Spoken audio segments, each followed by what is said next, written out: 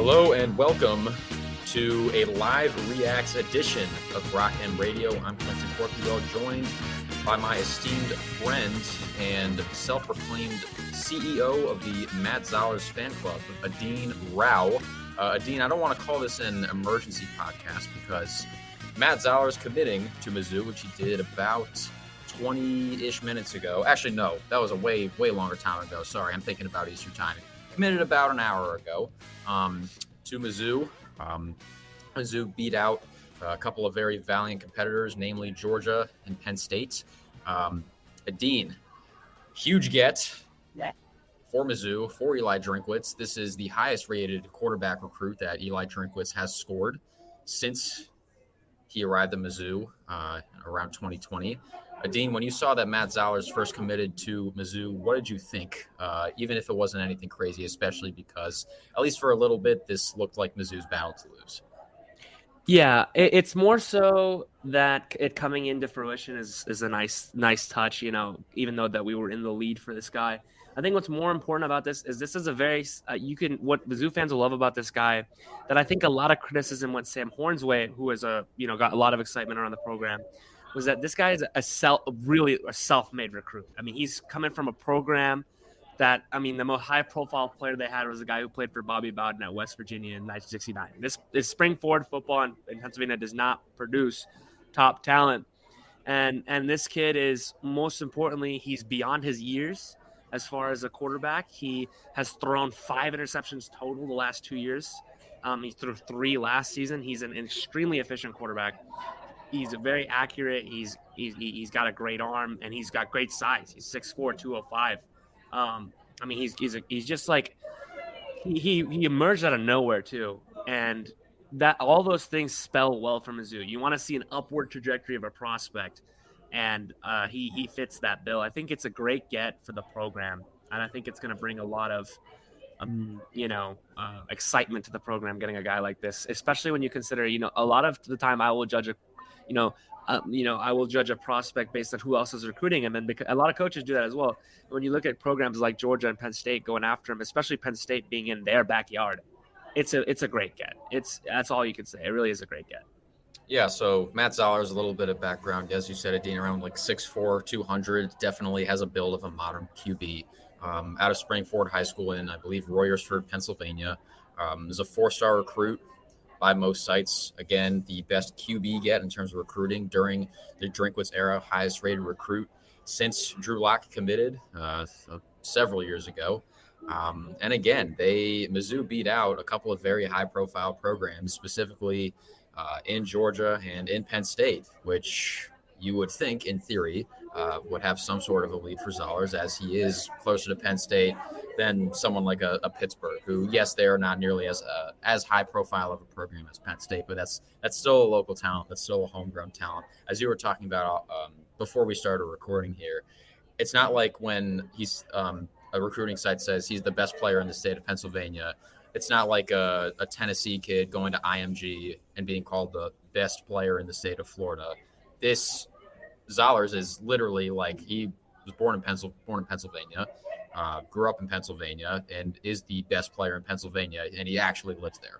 And so something that I thought was pretty interesting about his commitment to Mizzou was something he talked about after his Georgia visit. So after his Georgia visit, he said it went well, and something he referenced was how much continuity there was within the coaching staff, which is true. And if I'm a recruit going to a big time, little time school, whichever you're going to, something you want is the coach and the coaching staff that wants you in their program. You would prefer if they stuck around for, at the very least, your time at the school, because they're the ones selling you the vision they have for you.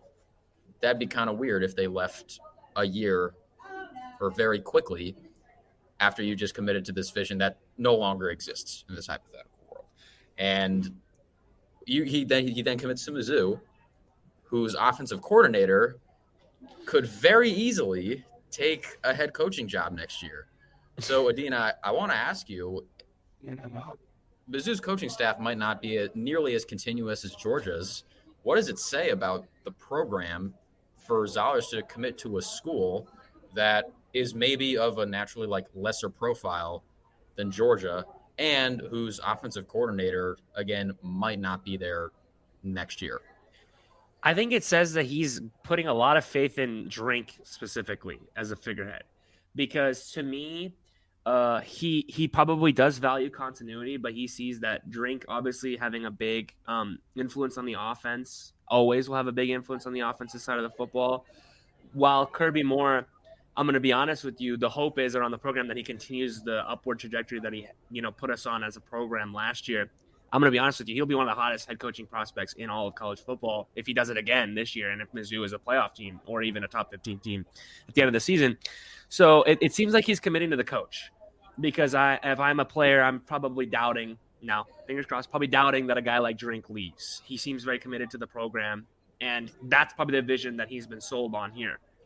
I also think that he's definitely, as a player like this, who's on an upward trajectory, he's probably thinking that I don't want my upward trajectory to be stifled by going to a program like Georgia and waiting 3 to 4 years without any game time and then playing, Whereas at a program like Mizzou, you can definitely see a guy like Zollers being in contention for a starting job as a redshirt freshman or even a true freshman. He's got the talent and he's got the intangibles for it if he just continues to develop the way he is.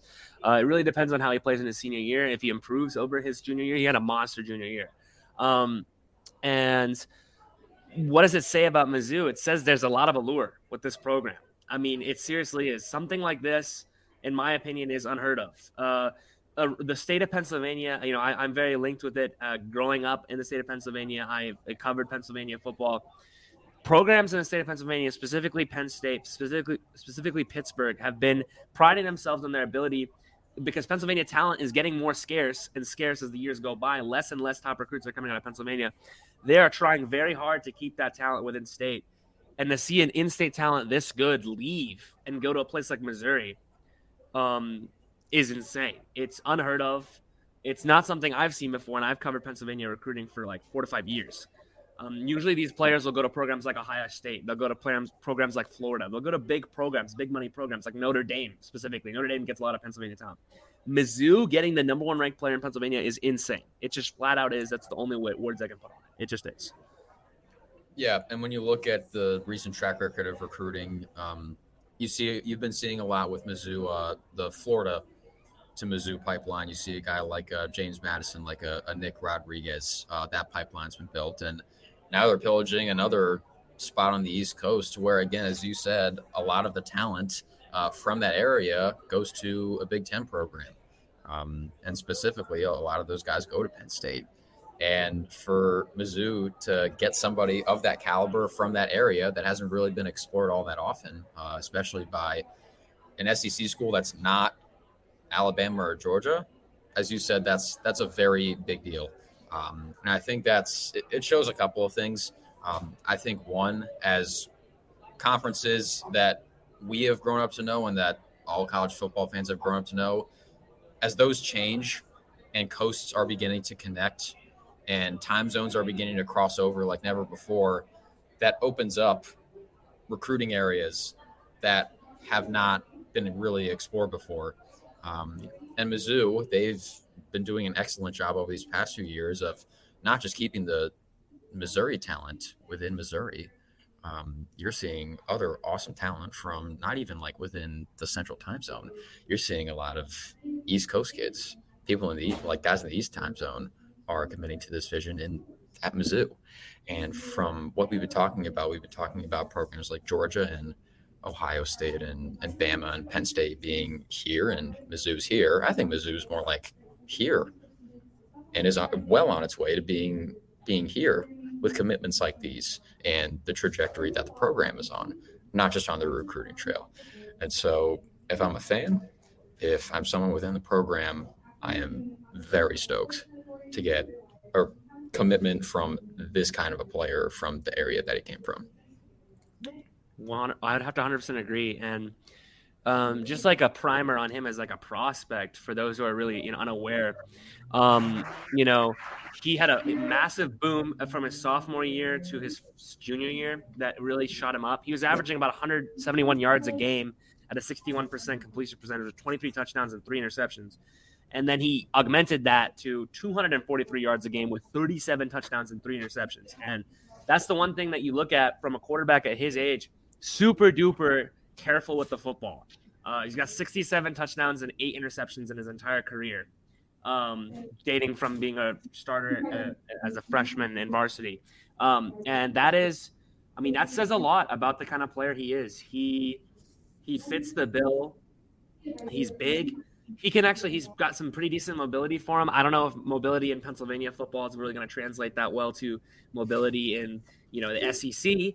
But the thing is that one thing is he doesn't fumble that often. I think he's only lost 1 fumble in the last 2 years. And he's got a great arm, and most importantly, he's accurate. And accuracy, in my opinion, is probably the most important trait in the SEC, with how athletic DBs are and how good SEC defenses are at making a quarterback's life hell. I mean, it's just it's unprecedented. Penn State was pushing on this guy hard. They were putting visits on this kid. I think maybe one thing that could have pushed him away was that they had someone committed for 2025, and he maybe wanted to go to someone, I believe, and I maybe wanted to go to a program that didn't have someone committed to 2025. Not so much to say that he wasn't better than that player, but he's obviously very highly recruited. He's a very good player, and obviously high-profile programs are going after him. But as most recruits will want to go to a program that is set on them as the number 1 quarterback option, and they're not even, their actions will speak louder than their words. But man, there's no other emotion to feel other than really thrilled if you're a Mizzou fan. It's just, Penn State coaches and all that, pick coaches are judged on whether they can keep it's similar to here, whether they can keep top prospects in state. And this is a situation where they have not.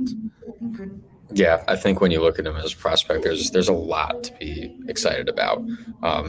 When looking at his game tape, it's I call it like a coherent chaos. There are a lot of plays where there are 1 or 2 rushers in his grill, and he'll have to throw off platform. He'll have to throw to a receiver that's not very open. He'll have to throw on the run, and he never actually looks totally out of control, which I really, really, really like. Even when he's on the run, he's throwing across his body. He delivers a very accurate football, which has me very, very encouraged. And not only that, he's got a pretty strong arm. I'm fairly sure he can throw 60 yards. Oh yeah, pretty easily. And not only that, he can deliver it accurately. And it's not like he has a cannon arm and is just letting it fly with reckless abandon. He knows how to place, like, for example, if they're at the 5 or 10 yard line, you just need a nice fade ball in the end zone with touch. He can deliver that. And again, he still has another year of high school left. And so when I look at him again, as I said at the beginning, I think he's a modern quarterback. And he when we talk about mobility, his rushing stats don't jump off the page, but there were plenty of designed runs for him. There were plenty of option plays for him. And he looked more than comfortable running the ball. And with how big he is, I definitely think he can be a threat in the run game. So again, if he continues on the trajectory that he's on, I can very much foresee a complete quarterback who 2 to 3 years from now, who can be a very good SEC starter. Yeah. And there aren't a ton of those laying around. And so no, they don't fall on trees, No, they don't. They don't at all. And so I think and that brings me to the last thing I wanted to talk about is his projected role 2 to 3 years from now. Because you look at the current quarterback room, Brady Cook, I believe this is his last year of eligibility. And then you look at the current backup quarterbacks. And in my personal opinion, I think he has arguably the highest ceiling of anyone currently in the Mizzou quarterback room. And I think 2 years from now, my crystal ball doesn't really go that far. But if I muster up enough strength within it, I can definitely foresee him starting by his sophomore year. I'm not willing to say he can be a starter as a freshman. That's a very difficult thing to do, especially in the SEC. That's going to have Oklahoma and Texas by the time he joins the program. So I think he can definitely be a starter by 2026, year we get out of college. I don't know how you feel, but that's my personal take on the matter. I will agree. I could even argue that if he makes the right jumps, he could compete for that job at least as a freshman. Whether it be probably not as a true freshman, but probably as a redshirt freshman. Um, it really does depend on how if he continues the upward trajectory as a high school senior. But he's got a cannon, and it's an accurate cannon, and it really is. Like, he's got a great arm. And he'll let it fly, and he has no fear in doing so because he trusts his arm, he trusts his eyes, he trusts his accuracy. He can be utilized in the read option game. He is a kind of quarterback that you can definitely run the RPO with. He's smart. He's very smart. That's one of the main things that all these programs that have recruited him have talked about, how he studies the game. He's a student of the game kind of player with athleticism, with size. And he could end up being a quarterback that's also very tough to bring down. And that's huge in the SEC with the kind of defensive linemen that come at him. He's big. He can shrug off tacklers if he just puts on more weight, which he's 205 right now. You can imagine that by the time he's a starter for Mizzou, he'll be 225, 230, hopefully, and put on some weight in the weight room, similar to how Brady has over his time at Mizzou. I think that, yeah, you could see him compete for that job as a redshirt freshman or even and definitely as a sophomore. I think they might probably, after Brady leaves, bring in a transfer to kind of mitigate that gap between Zollers and the transfers, but I don't think that transfer will have any more than 1 year of eligibility, and it'll just be a stopgap. And Zollers could end up being a pretty decent quarterback here for Mizzou. Yeah, I do wonder what the situation is going to be next year, especially if Mizzou is still – sort of win now. We can make the playoff stage of the program to where maybe getting a mid-level quarterback isn't ideal. Maybe something similar to a Cam Ward going to Miami. Hey, we think we can vault ourselves into playoff contention. Let's go get a really big fish in the portal. I think that's something we could definitely see with Mizzou. If, let's say, for example, they win 10-plus games again this year, they go to the playoff, and whatever happens in the playoff. But at the same time, I think we do have to focus on the present. It's a gift. Mizzou did just get a very big gift with the commitment of Matt Zollers. I think everyone should be really happy that follows Mizzou. Again, as we've been saying, this is a huge get, both with the scope of how good Zollers is, and it's just another indication of Mizzou's rise into the ranks of premier programs in college football. Especially with the fact that, like, hey, Alabama's not a Death Star anymore. It's been on the decline for the last couple of years. I think Georgia is obviously still the team to beat, but I definitely think in terms of program strength, Mizzou is definitely up there with some of the best, which obviously wasn't the case just a couple of years ago. But with a good season like last season and with the moves that they're making on the recruiting trail like this one, they're absolutely in the conversation. I think people that follow the program should be extremely happy. Yeah, I 100% agree. I think that everyone should be just thrilled. It's a great thing for Mizzou. And so, Adeen, before we get out of here, do you have any other thoughts on Matt Zollers or the 2025 recruiting class as a whole? I think it says a lot about the recruiting class when you can get a quarterback like that. It helps you out so much in the recruiting cycle because you can say, yeah, we have one of the most important positions on the field. We have the future in that position, and he will be the leader of your team in the future if you commit here.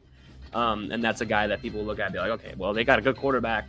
So this is a group that's, it'll help out the wide receiver recruiting, most definitely. And just overall, it's kind of like a domino effect. So it's a great get. Just a fantastic get. Adeen, this was great. Thank you for joining me. Again, you can follow Adeen, his Twitter. If you're watching this on YouTube, you can see it at AdeenRao_. You can follow me, Quentin Corpuel, by just my name. QUENTINCORPUEL on Twitter. So, Adeen, thank you so much again for joining me. Again, Matt Zollers, the top-ranked player in the state of Pennsylvania, class of 25 quarterback, a Mizzou commit. Great days lie ahead, hopefully, for Eli Drake Quincy Coast. So, Adeen, thanks again. Have a great day, buddy. Thank you, everyone, for tuning in to Rock M Radio, a proud partner of Fans First Sports Network. Rock M Radio is the official podcast network of Rock M Plus, a new and exciting subscription service provided by me and the other voices of Rock M Radio. Please take a few moments to head over to rockm.plus and sign up for an account today. The cost is only $5 a month, and benefits include access to our live podcast, a subscriber-only message board, weekly newsletters, and more. If you enjoyed this episode of Rock M Radio and would like to see more just like it beamed directly into your personal device, make sure to click the subscribe button below and tell your friends. Our podcast feed is available through the Apple Podcast app for iPhone, Google Podcast app for Android, whatever app you listen to your podcast. You can also find Rock M Radio on Spotify. If you're looking for a podcast about your favorite team that is not the Missouri Tigers, Fan First Sports Network is your answer. A full podcast network loaded with the team-specific podcasts covering Major League Baseball, the NFL, NHL, NBA, MLS, and more. And we'll be back with more episodes of Rock M Radio coming to you soon.